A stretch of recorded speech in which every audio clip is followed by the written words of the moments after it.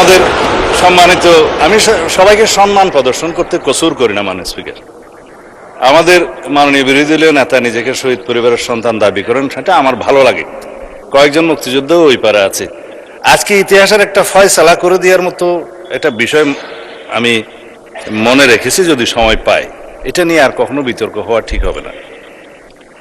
মাননীয় স্পিকার, মহামান্য রাষ্ট্রপতির ভাষণের উপর যেহেতু বক্তৃতা রাখছি, ধন্যবাদ প্রস্তাবের উপরে মহামান্য রাষ্ট্রপতিকে ইনস্টিটিউশনের প্রধান হিসেবে ধন্যবাদ এই জন্যই জানাই যে 2024-এর 5ই আগস্ট থেকে 8ই আগস্ট পর্যন্ত এই রাষ্ট্রে সরকারবিহীন অবস্থায় যে রাষ্ট্রের অভিভাবকের ভূমিকা পালন করেছেন, সেই জন্য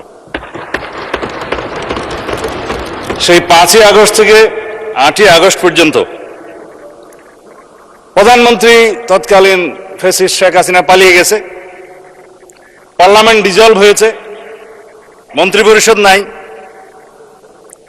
এবং 106 কনস্টিটিউশনের অ্যাডভাইজারি রোলের বিপরীতে প্রেসিডেন্ট অ্যাডভাইস চেয়েছেন সুপ্রিম কোর্টের কাছে, যার অনুবলে ইন্টারিম গভর্নমেন্ট সৃজন হয়েছে, কিন্তু কোনো টাইম লিমিট দেওয়া ছিল না। তারও একটা কারণ ছিল, চিফ জাস্টিস এবং অ্যাপিলেট ডিভিশন পদত্যাগ করেছে।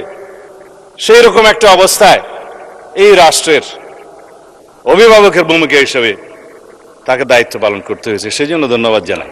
ভাষণের জন্য পরে দেব। আমাদের এখানে একজন মাননীয় সংসদ সদস্য আছেন, বিরোধী দলের চিফ হুইপ জনাব নাহিদ সহ আরো অনেকেই চিফ অ্যাডভাইজার ডক্টর ইউনূস সাহেবের নেতৃত্বে শপথ গ্রহণ করেছিলেন। রাষ্ট্রপতিকে তখন তারা স্বীকৃতি দিয়েছে মাননীয় স্পিকার। এখানে যখন বলে যে 2024-এর ইন্টারিম গভর্নমেন্ট, আমি আসলে কিছু কথা বললে হয়তো অনেকে অন্যভাবে নিবে।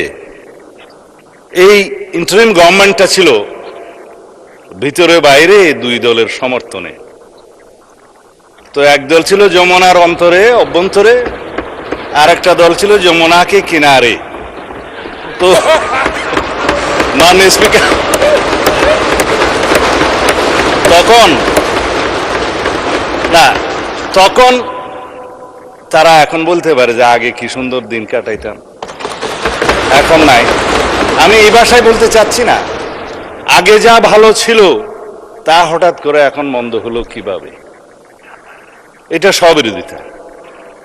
মাননীয় স্পিকার, এর বেশি বলতে চাই না। আমার নতুন দলের নতুন বন্ধুরা নতুন বন্দোবস্তের নতুন রাজনীতি করছে, পুরানো বন্দোবস্তের আদলে জুলাই যোদ্ধারা আওয়ামী যোদ্ধার সাথে সাক্ষাৎ মোলাকাত করতে যায় চট্টগ্রামে, আমি বলতে চাচ্ছি না, এটা আমার বলা ঠিকও না।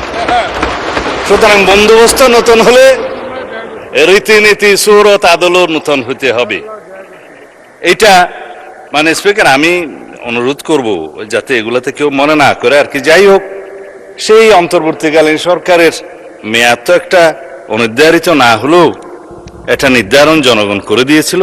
কেউ কেউ নির্বাচন তখন চায় নাই, কিন্তু নির্বাচন আদায় করে নিতে হয়েছে। মানে স্পিকার, এখানে সেটা দেশের ইতিহাস সাক্ষী দেবে। তো সুতরাং ওই 4 দিনের সরকার, 4 দিনের দুনিয়া। তো এখন বলতে গেলে যে ও उम्र दराज मांग के लाए थे 4 दिन, 2 अर्जों में काट गए, 2 इंतजार में, तখন খতম हो गए। তো এটা হচ্ছে শের, আমার কথা না।